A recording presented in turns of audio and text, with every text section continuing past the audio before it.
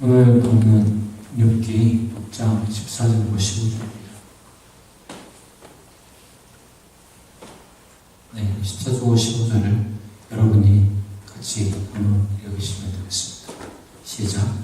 내가 전능하신 분을 경외하는 말든 내가 이러한 절망 속에서 얻을 때야말로 친구가 되네. 친구라는 것들은 우리를 나도 말고 말하다가도 흐르는 개로처럼 그렇지 못하고 배신감을 느끼게 하노라. 아멘.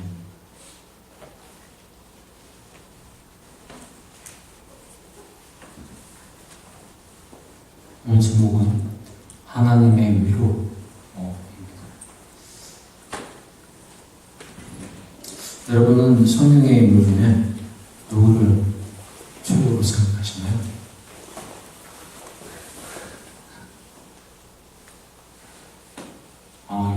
오늘 여기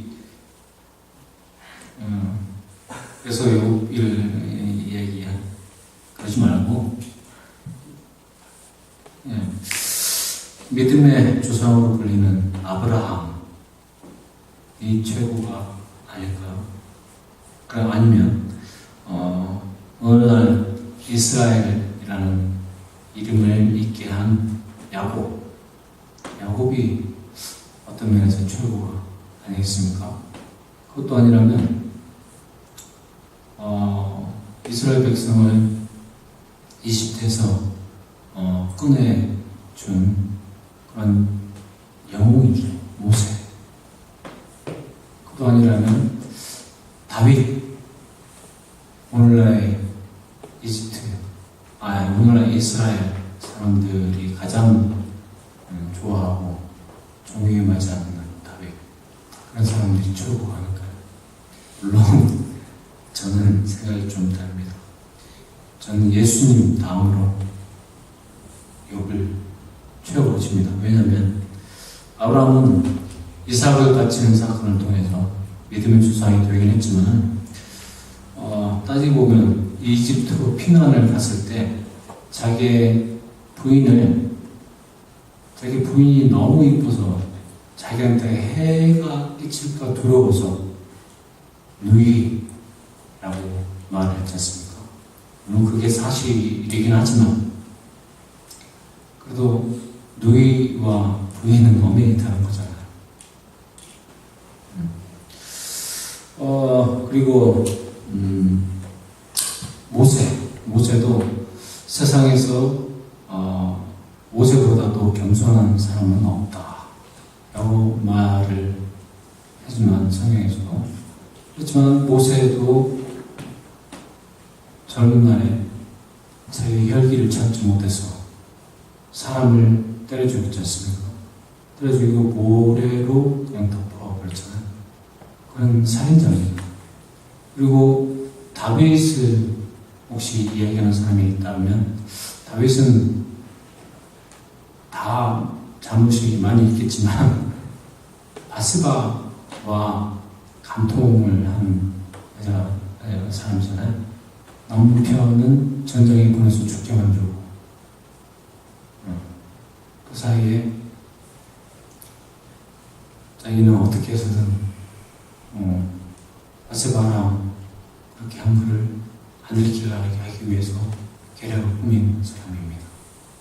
물론 그들은 하나님께 회개를 하고 이웃삶은 하나님께 온전히 바치고 민족을 위해서 헌신하는 그런 사람을 살았죠. 그러나 오늘 나오는 이 욥이야말로 1장 8절과 2장 3절에서 하나님의 입을 통해서 너는 내 종 욥을 잘 살펴보았느냐? 이 세상에 있는 그 사람만큼 흠이 없고 정직한 사람, 그렇게 하나님을 경배하며 악을 멀리하는 사람, 그런 사람은 없다 라고 말할 정도로 최고의 의인이라고 할 수 있는 거죠. 어떤 의미에서는 그래서 저도 욥을 최고의 어떤 성경의 속의 인물 중에 한 명으로 생각합니다. 그런데 이런 욥한테 고난이 닥칩니다. 이것은 흡사 실험실의 생쥐한테 마음대로 무슨 실험을 하듯이 욥의 의지와는 전혀 상관이 없이 하나님과 사탄의 내게 의해서 생기는 고난입니다. 이것은 7장 20절에서 사람을 살피시는 주님, 어찌하여 나를 주님의 관역으로 삼으십니까? 라고 욥이 물을 정도로 도대체 이유를 알지 못하는 고난입니다. 우리가 읽은 바에 따르면 욥 같은 의인은 이전에도 없었고 이후에도 지금까지도 그런 사람은 없습니다. 그런데 그런 의인에게 본인의 많던 재산이 다 날아가고 사랑했던 자식들과 하인들까지 다 죽어버리고 본인의 몸에도 악성 종기가 온몸의 머리끝까지 발끝부터 나가지고 괴롭히는 일이 일어난 겁니다. 우리는 이것을 심플하게 어떻게 착한 사람에게 나쁜 일이 일어나는 것이 가능한가?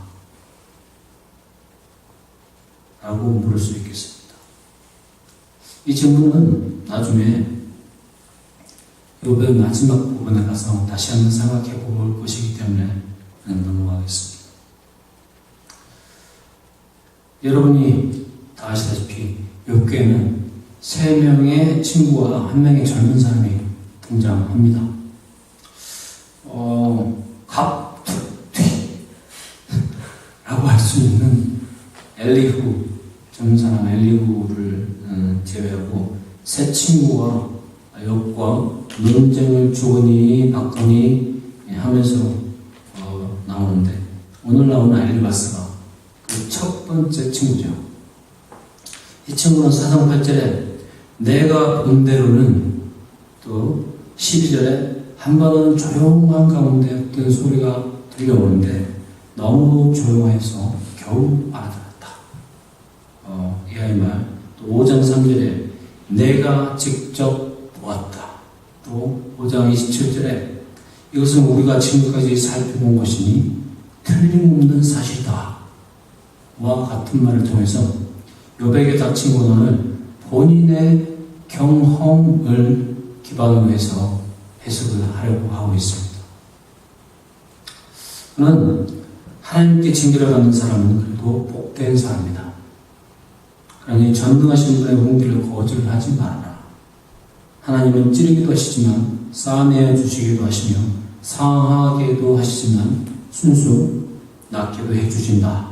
라거나 낮은 사람을 높이시고 슬퍼하는 사람에게 구원을 보장해 주시며 강변한 사람의 계획을 꺾으시고 그 일을 이루지 못하게 하신다.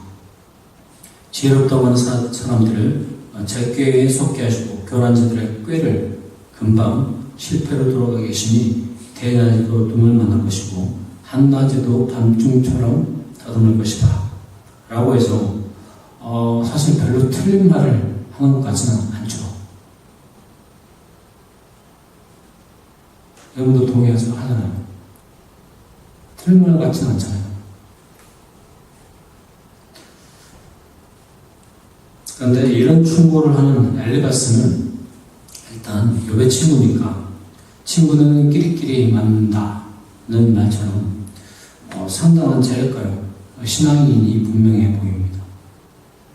그러니 이렇게 옳은 말만 골라서 할 수가 있을 겁니다. 그러나 우리는 당연해 보이는 이런 말들의 이면을 볼 줄 알아야 합니다.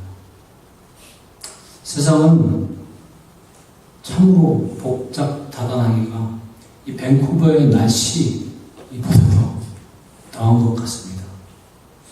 실제로 우리는 낮은 사람을 높이시고 슬퍼하는 사람에게 구원을 보장해 주시는 하나님을 믿습니다. 여러분도 다 믿고 저도 다 믿는 거죠. 현실에서는 낮은 위치에 있거나 어려운 환경에 있는 사람이 좀처럼 높이 올라가기가 어려운 것이 사실입니다.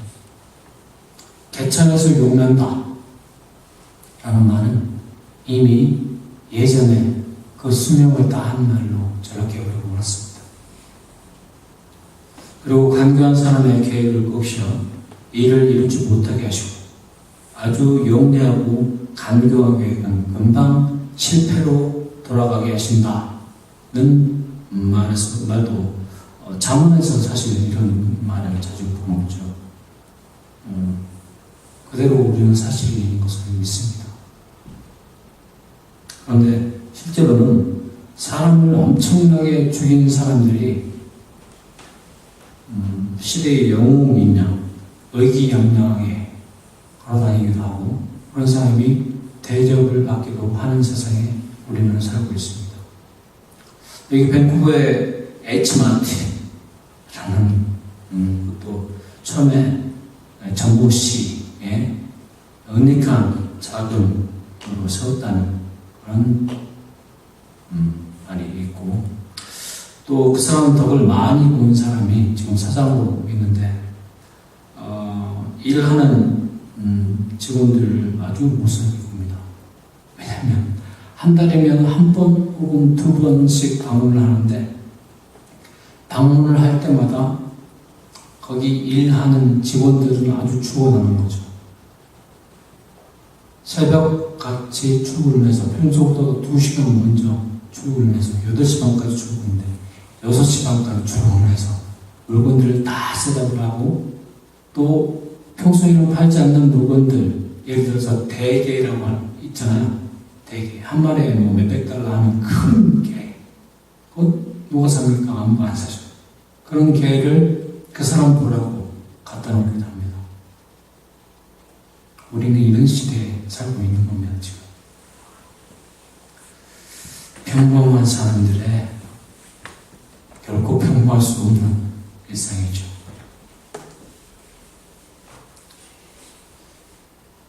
엘리베스가 4장 3절에서 5절에서 생각해보아라.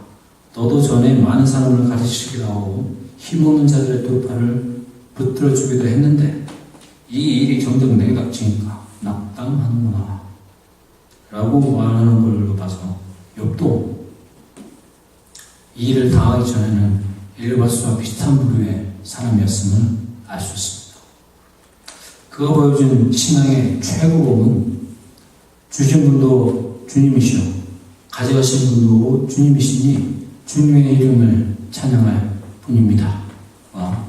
당신까지도 어리석은 여자들처럼 그렇게 말하는 거예요. 우리가 누리는 복도 하나님께로부터 받았는데 어찌 재앙이라고 해서 못 받는다고 하겠소? 라는 말입니다.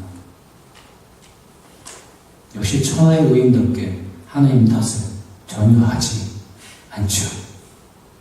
그러나 3장 1절과 2절에 드디어 욥이 말문을 열고 자기 생일을 저주하면서 울부짖었다 라고 해서 블레임을 시작하는 것을 우리는 봅니다. 그리고 이런 블레임의 최고봉은 21절, 7장 21절에 어찌하여 주님께서는 내 허물을 용서하지 않으시고 내 죄악을 용서해 주지 않으십니까? 라고 할 수 있습니다. 이런 상황에서 욥이 친구들에게 바라는 충고는 어떤 것이 될까요? 오늘 본 것처럼 절망 속에서 허덕이고 있을 때 친구를 찾는다고 욥이 말합니다. 이 말은 사실 우리에게도 그대로 적용될 수 있는 말이죠. 왜냐하면 인간의 속성은 시간이 아무리 흘러도 변하지 않기 때문입니다.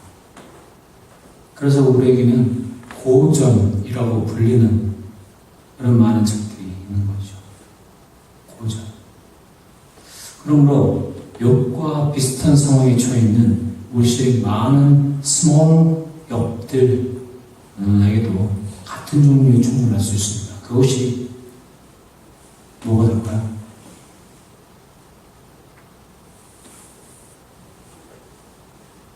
실제로 우리는 아무런 잘못 없이 배에서 물에 빠져 죽어간 많은 어린 학생들의 이야기를 들어서 알고 있습니다. 그 학생들이 죄를 지었으면 얼마나 좋고 또 잘못을 저질렀으면 얼마나 좋았을까요?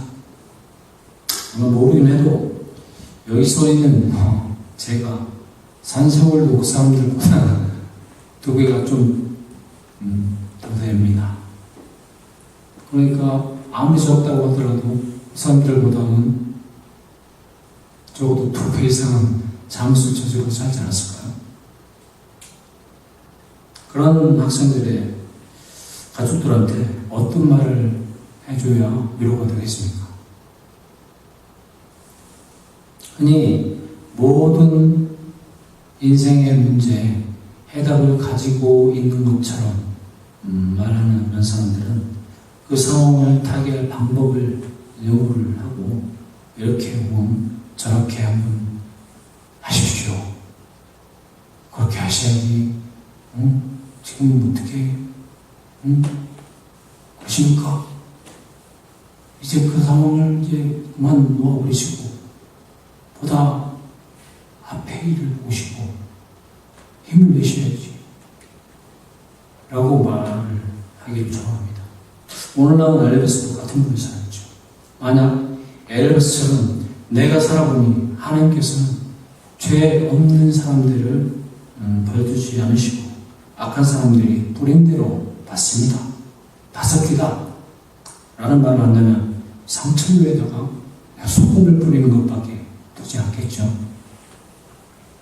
또는 막상 위로하려고 하더라도 상대방이 어떻게 반응할지 모르고 내가 무슨 말을 해야 할지도 모르고 막연하다고 그냥 외면하기가 쉽습니다. 이런 사람도 욥의 말처럼 사막에 생겼다가 자취도 없이 사라지고 마는 개울과 같은 존재처럼 아무 도움도 되지 않는 사람인 겁니다. 분명히 그런 상황에 처한 사람들은 또 슬픔을 당한 사람들은 오늘 본문의 욥처럼 그런 사람들의 감정을 누군가에게 털어놓고 위로를 받고 싶어 할 겁니다. 그럴 때는 그냥 말 없이 그 사람들의 말을 들어주고 등을 토닥토닥 해주는 것이 최고의 위로 방법일 겁니다. 그런데 한 가지 방법이 더 있는 것 같습니다. 물론 공감하는 말 가운데서 그런 상황을 들어주고 토닥여 주는 것이 직접 위로할 때는 최선의 방법이 맞죠. 하지만 우리는 하나님의 사람으로서 하나님의 사람답게 유연하게 대처하고 있습니다. 그것은 하나님의 방법인 정의와 공평히 흐르는 물같이 흐르는 방법을 따라서 억울한 일을 당하는 이유를 찾아서 밝혀내야 할 테고 슬픔을 당한 사람들은 그 원인을 찾아서 그걸 고쳐서 다시는 같은 일이 반복되지 않도록 도와줘야죠. 예를 들어서 전에도 말씀드렸습니다만 제 형님이 49에 돌아가셨잖아요. 제일 좀 일찍 돌아가셨는데 빨리 돌아가셔서 어떻게 보면 하나님한테 빨리 갔으니까 복이라고 그렇게 말하는 사람들이 있습니다.